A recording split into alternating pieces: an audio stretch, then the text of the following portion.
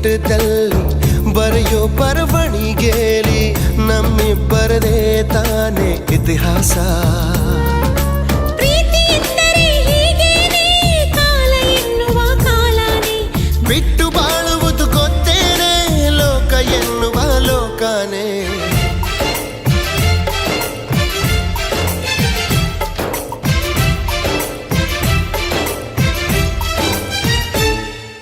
ನಿನ್ನಾಣೆ ನಿನ್ನಾಣೆ ಪ್ರೀತಿ ದೇವತೆ ನಿನ್ನಾಣೆ, ನೀನಿಲ್ದೆ ನಾನೆಲ್ಲ ದೇವರಾಣೆ.